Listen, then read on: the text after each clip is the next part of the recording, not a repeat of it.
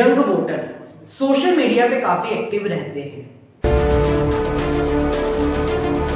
आज ऐसा समय आ गया है कि डिजिटल कैंपेन्स के बिना कोई भी कैंडिडेट अपनी जीत का परचम नहीं लहरा सकता। Hi everybody, this is Garam Mahajan and welcome back to our YouTube channel combined education. दोस्तों, आज हम एक ऐसे ट्रेंडिंग टॉपिक के बारे में बात करेंगे, एक ऐसा इमर्जिंग ट्रेंड के बारे में बात करेंगे जिसने Jammu Kashmir legislative assembly election के नतीजे को ना बदल के रख दिया था। ये इसी बात को, क्योंकि ये टॉपिक है डिजिटल कैंपेन्स की इंपॉर्टेंस क्यों है।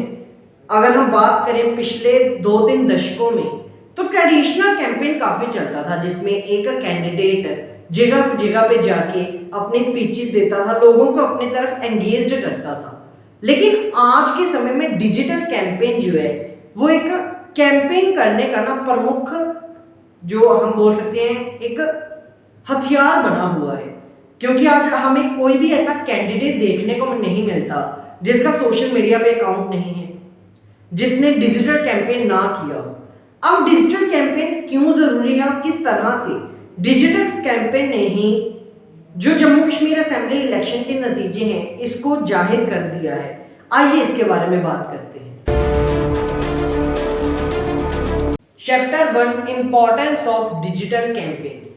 दोस्तों, अगर हम बात करें डिजिटल कैंपेन्स की इंपॉर्टेंस, तो वो आज के समय में मॉडर्न इंडिया में ना एक मॉडर्न ट्रेंड बन चुका है। अगर हम इसकी पहली इंपॉर्टेंस की बात करें तो वो आती है रीच। डिजिटल कैंपेन्स की वजह से जो एक कैंडिडेट है वो अपना मैसेज काफी ऑडियंस तक पहुंचा सकता है। और आज के समय में जो यंग वोटर्स हैं वो सोशल मीडिया पे काफी एक्टिव रहते हैं। अगर कैंडिडेट्स उन्हें सोशल मीडिया पे एंगेज नहीं करते हैं तो वो जो आज के यंग वोटर्स हैं वो उन कैंडिडेट से दूर होते चले जाते हैं। अगर मैं आपको एग्जांपल दूं तो आज आपको नरेंद्र मोदी जी का अकाउंट मिलेगा इंस्टाग्राम पे, ट्विटर पे, फेसबुक पे, यूट्यूब पे। कोई मैसेज देना होता है वहां पे वो देते हैं और वो काफी बड़ी ऑडियंस तक जाता है। अगर हम अपने लोकल लेवल के बारे में बात करें, असेंबली कॉन्स्टिट्यूएंसी के बारे में, तो आपने भी देखा होगा आपकी जो कॉन्स्टिट्यूएंसी थी उसमें चाहे जितने भी कैंडिडेट्स थे, कोई पीडीपी का था, कोई बीजेपी का था, कोई एनसी का था, कांग्रेस का था, अदर थे, उनके अपने अपने सोशल मीडिया अकाउंट बने हुए हैं जिसके कारण वो डिजिटल कैंपेन करते थे। एक तो वो एंगेजमेंट बढ़ाते थे अपने यंग वोटर्स के साथ, दूसरा वो अपने मैसेज को ना ज्यादा ऑडियंस तक पहुंचा सकते थे। इसकी दूसरी इंपॉर्टेंस आती है कि ये कॉस्ट इफेक्टिवलेस मेथड है। अगर हम बात करें ट्रेडिशनल कैंपेन की, तो वहां पे कई ज्यादा कॉस्ट हमें लगती है कैंपेन करने के लिए, जिसमें ट्रैवलिंग का कॉस्ट आता है, जिसमें गाड़ियां जाती हैं, गाड़ियों में पेट्रोल वगैरह पड़ते हैं और कई सारे ऐसी खर्चे आते हैं। लेकिन अगर कोई कैंडिडेट है जो कम खर्चों में अपना कैंपेन करना चाहता है तो डिजिटल कैंपेन आज के समय में एक बेस्ट वे है जिसके कारण वो लोगों तक एंगेज कर सकता है। एक क्रिएटिव माइंड के साथ, एक क्रिएटिव माइंड की सोच के साथ वो कुछ ऐसे विजुअल्स दिखा सकता है, वो कुछ ऐसे अपनी पॉलिसीज दिखा सकता है जिसके कारण यंग वोटर्स उनकी तरफ एंगेज्ड हों। और जब यंग वोटर्स उनकी तरफ एंगेज्ड होंगे तो जो एज्ड वोटर्स है ना वो भी उनकी तरफ एंगेज्ड होना शुरू हो जाएंगे। Chapter 2, engaging voters. दोस्तों, डिजिटल कैंपेन से हमें काफी एंगेजमेंट देखने को मिलती है।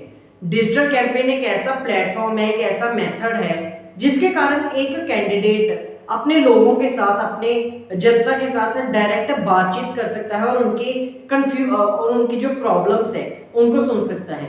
Question answer session, live streams, polls, ये कुछ ऐसे मेथड्स हैं सोशल मीडिया पे जिसके कारण एक कैंडिडेट अपनी जनता के बीच में ना बिना चाहे भी उनकी प्रॉब्लम्स को सुन सकता है, उनको रिस्पॉन्स दे सकता है। आज से 30-40 साल पहले ऐसी टेक्नोलॉजी नहीं थी, आज से 20 साल पहले भी जम्मू कश्मीर में ऐसी टेक्नोलॉजी यूज नहीं होती थी।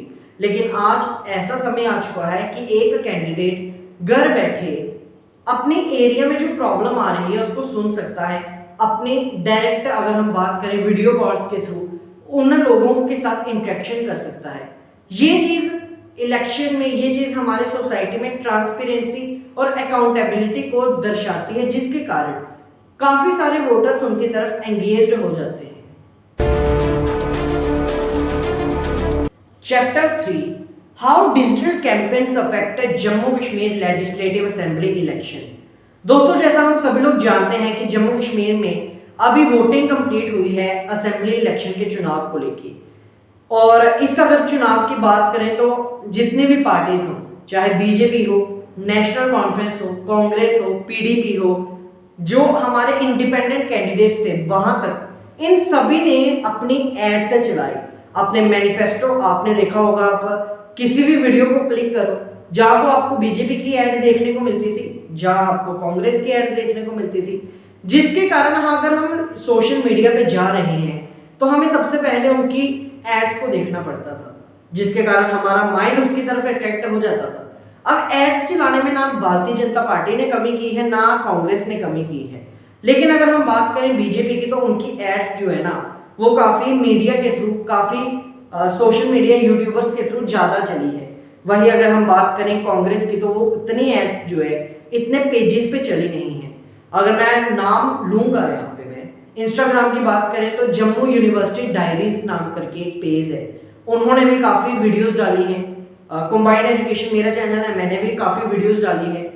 कठुआ न्यूज वाले हैं, उन्होंने भी काफी वीडियोस डाली हैं। आशीष कोहली जी हैं, इन्होंने भी काफी वीडियोस डाली हैं। और ये बीजेपी को लेके जो है इन्होंने वीडियोस डाली है, जिसके कारण एंगेजमेंट जो है ना भारतीय जनता पार्टी की वो बढ़ी है। जिसके कारण अब देखने को ये मिल सकता है कि भारतीय जनता पार्टी को डिजिटल कैंपेन्स के थ्रू फायदा मिले।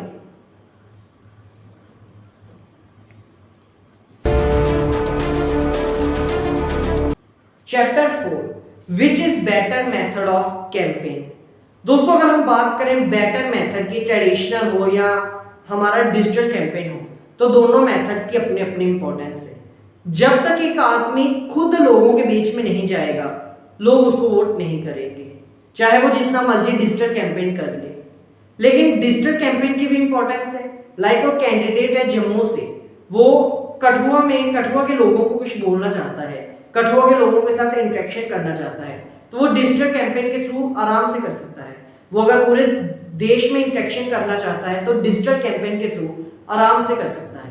लेकिन एक कैंडिडेट को परफेक्ट कैंडिडेट तभी हम मानते हैं जब वो लोगों के बीच में जाए, लोगों के प्रॉब्लम्स को सुने, लोगों के साथ इंटरेक्शन करे। और डिजिटली ही नहीं बल्कि ट्रेडिशनल कैंपेन मेथड भी काफी महत्वपूर्ण रहता है असेंबली इलेक्शन के लिए, पार्लियामेंट्री इलेक्शन के लिए, पंचायत के इलेक्शन के लिए। तो डिजिटल कैंपेन और ट्रेडिशनल कैंपेन की ना अपनी अपनी इंपॉर्टेंस है। हाँ, आने वाले समय में डिजिटल कैंपेन की इंपॉर्टेंस जो है वो ज्यादा ऊपर जाएगी as compare to traditional campaign method. क्योंकि पहले के समय में ट्रेडिशनल कैंपेन की जो इंपॉर्टेंस थी ना वो ज्यादा थी, डिजिटल कैंपेन की इंपॉर्टेंस कम थी। आज ये बराबर आ चुके हैं, लेकिन आने वाले समय में डिजिटल कैंपेन ऊपर जाएगा और ट्रेडिशनल कैंपेन की जो इंपॉर्टेंस है वो नीचे आएगी। तो ये आने वाले समय में हमको देखने को मिल सकता है। सो दोस्तों, हियर इट इज। आज की वीडियो में हमने बात कर ली importance of digital campaign in election. अब ये चीज देखने को मिल सकती है कि एड्स सभी ने चलाई है, काफी सारे पेजेस पे एड्स चलाई गई है, वीडियोस चलाई गई है। अब ये देखने को मिलेगा कि कौन सी एड जो है वो जीतती है, मतलब कौन सी पॉलिटिकल पार्टी जो है वो जीतती है। ये 8 अक्टूबर को हमें पता लग जाएगा। तब तक के लिए सभी को राम राम जी, सनातन धर्म की जय।